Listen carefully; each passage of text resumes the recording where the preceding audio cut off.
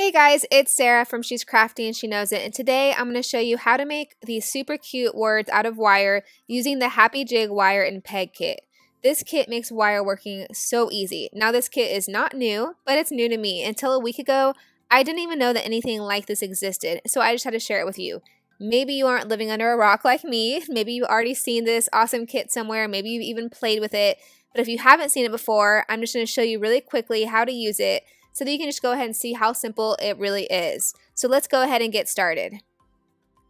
Okay, so this little kit comes with a little workbook, and it also comes, if you pop this little lid open right here, it has like little wire cutters to cut the extra wire when you're done, and then the pegs are also stored in there as well. And now this little book kind of has instructions on how to make some different shapes and some of the different words.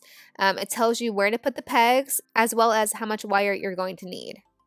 Now the kit also comes with those 3 little curled up pieces of wire I have over there in 3 different colors, and then the little package of blue and white wire that I have is separate, that I bought separate. I will link all these supplies in the description below. But see, right here in the book is the word love, and it shows you right on the left side where you're putting the peg. So let me show you a little bit closer. Hopefully you can kind of see that.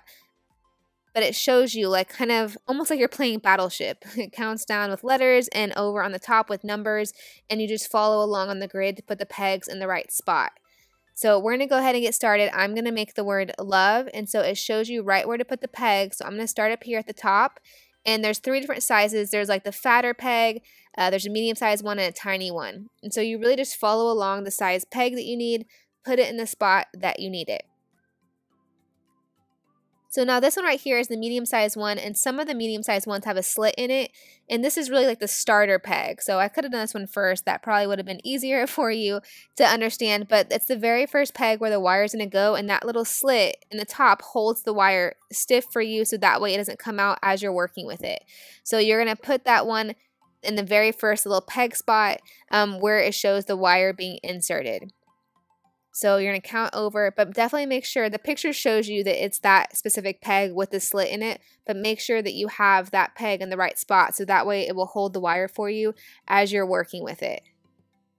And so you can always look at the chart, look at where the peg is, and like I said, find the numbers and letters. Now some of the pegs, like the big ones, are pretty fat, and so you're having to look at where the center of the peg is, like where the hole in the center of the peg is to know where to put it. And of course, you just look at the number and the letter to line it up and find the right spot. But if you have a peg that you're putting in that's 2 pegs over from the last peg you did, you can just count it on the little picture, which is what I kind of did. So instead of saying, you know, J10, I might just say, oh, this peg is just 3 holes to the right and 2 holes up from the last peg that I did, if that makes sense. So obviously just do it however it's easiest for you. For some reason, I struggle the most with the little tiny pegs. Every now and then the tiny pegs are a little bit hard for me to get in. That's just a little disclaimer. But as a whole, it's pretty easy to put the pegs in. So I'm going to go ahead and speed it up a little bit so you get the idea. I'm just continuing to go along, putting the pegs in the spots exactly where I'm supposed to.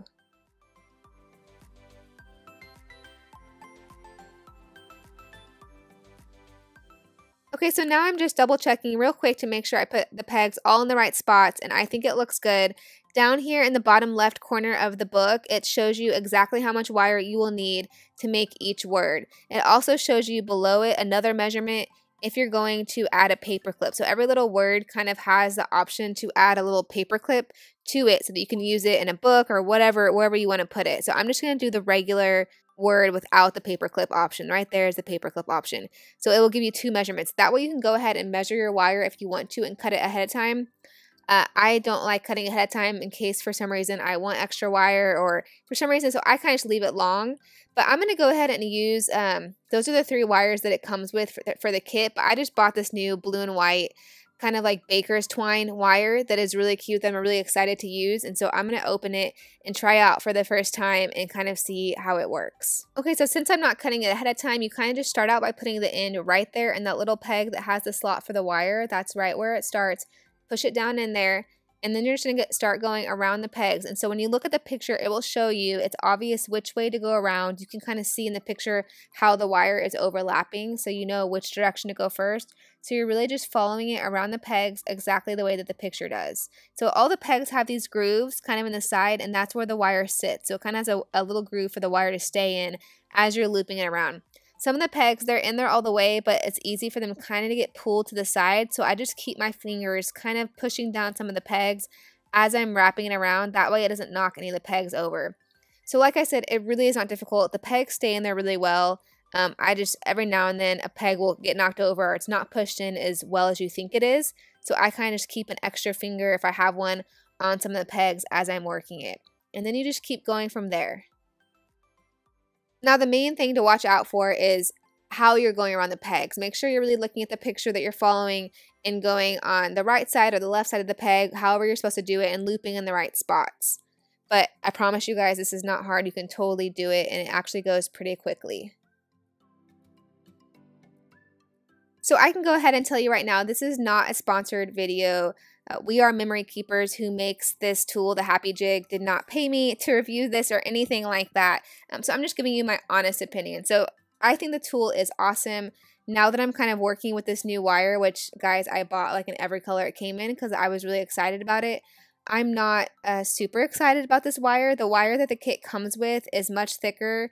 This baker's twine wire is kind of dinky, and I thought it was going to be like blue and white stripes and a little bit thicker, but it's actually kind of like threading wrapped around the wire. So it seems like when I cut it, it's probably going to come undone a little bit. So that's a little bit disappointing. So I'm not sure I'd recommend this specific wire. The wire that it comes with does come in other colors, and so I have a couple other sets of the colors like pink and red and other fun colors. So I'm just not playing with this for the first time, but if I had to guess, I probably would not recommend this specific wire.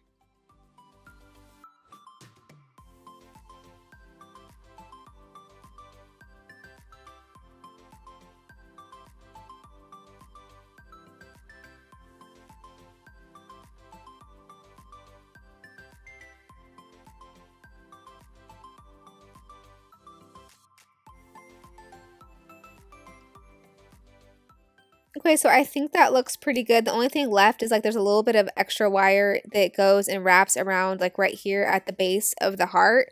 So you just have to have a little bit of extra wire. I need to cut it a little bit extra long to kind of twist it around there.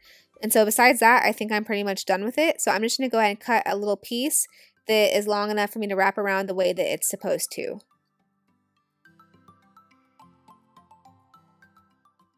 Okay, and obviously it'll be a little bit hard to wrap it around that spot while it's still on the board like this. So I'm going to go ahead and take the whole thing off. So you really just kind of pull the wires up. There's nothing fancy about it. Kind of just gently pull them off of the pegs. There's no like removing ritual or anything. You just kind of pull them up. You don't remove the pegs first or anything like that.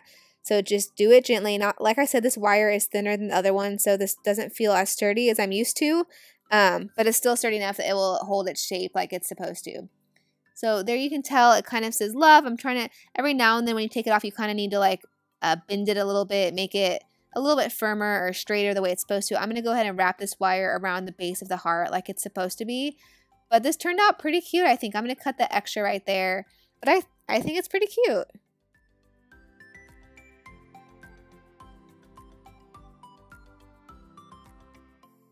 So if you can tell over here on the other end by my thumb on the left hand, how the threading is kind of hanging off of the wire. So just from the pictures that I've seen, I never saw this wire in person. I ordered it online. I really thought the wire itself was striped, and it was actually striped wire, but it really is, like I said, threading that is like wrapped around the wire, which is super cute, but it's not glued and really attached to it. So I'm not really sure what the plan is for how to make the threading stay on there, unless you're gonna like super glue the ends yourself, which you totally could do. So I'm a little bit disappointed that the threading is like that. But besides that, I think it's super cute. I like the way that it looks. I like the baker's twine look. But all in all, I would not recommend you guys using this wire unless you want to take the time to like super glue it and all of that. I think the other wire is definitely sturdier and easier to work with as a whole. Okay, so I'm going to make one more word with you guys today, but to do that, I need to remove all these pegs first so that I can redo the board. So I just start by pulling all the ones out by hand that I can, and if any of them are hard to come out, you're just going to flip it over to the other side. So go ahead, pull what you can out, and then don't forget to close the little top part so you don't dump all the pegs out. Flip it over, and then you can use the hard part of the little wire cutters. I just close them and push from the back side, and when you push, it will make it easy to pop out. Or sometimes when you push, it'll actually pop it out for you onto the table. And so just do it that way. It's super easy to get them out. But like I said, definitely make sure you close that little lid on the front before you flip it over, because otherwise all the pegs will go everywhere. Okay guys, so for the next word, I'm going to go ahead and use my new kit of wire. It has silver in there, which I'm really excited about using because I've never used silver before. But just like last time, it's the exact same. So you're going to put the pegs where they need to go. You're going to definitely make sure you use the little starter peg, the one with the slit where the wire goes, in the right spot. And then if you want to do the little paper clip attachment as well, it shows you exactly where the pegs need to go to do that. And it tells you how much extra wire you're going to need for that as well.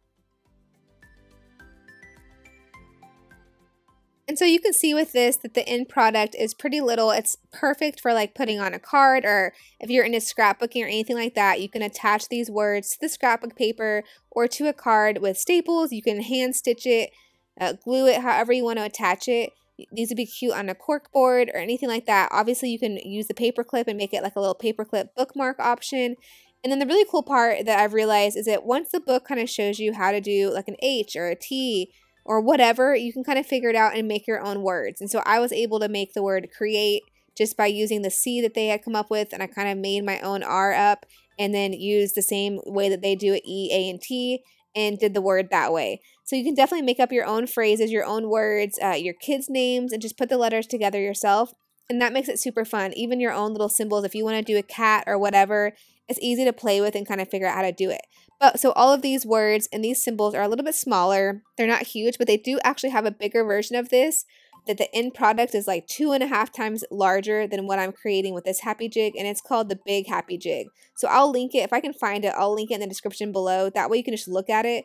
But with that one, you can really make bigger things like wall decor. So like I've seen people make the word home, or even a phrase like home sweet home, that they actually hang on their wall as wall decor. I've seen people use like the words Mr. and Mrs. actually at a wedding. You can put your kids' names over their bed. So it has a lot of really cool options for actual home decor that are much bigger and chunkier. And so I'll link it just if I can find it. That way you can kind of see it as an option, because you might be more interested in the bigger version rather than the smaller version. I'm telling you guys, in the last week since I bought this and have started playing with it, I love this. I love this tool. I really do. I love it so much that now I won't stop looking at the big one, and I'm thinking about getting the big one too, because it's different and it would also be fun to play with. But I'm just thinking of all the ways to use this. I'm thinking about, like, even for school, making little tags for the teacher that has their name on it, Mrs. So-and-so, or even at the end of the year, like making a bunch of little ones that say yay and putting them on some kind of cute little tag or gift bag or something for like the end of the year gifts. So I just think there's so many fun things you could do with this that is so cute. Okay, so I just want to show you a few of the other words that I've made so far. So there's the love and the thanks that I made just now. And here's a cute little hello that's actually in the book. I love how little and dainty it is. Perfect for a little card or something. There's the create I was talking about, that I kind of put the letters together on my own. And then the word happy. So you definitely can make your own words if you want to. But I think they turned out so cute. Perfect for, like I said, making cards or scrapbooking, putting on a tag or a gift bag or anything like that. People will love them, especially when they're personalized. So I think you're going to have a blast making them. Don't forget that I have linked everything that you need in the description below this video. If you like this video, please give it a big thumbs up and make sure you subscribe for more videos. Bye guys!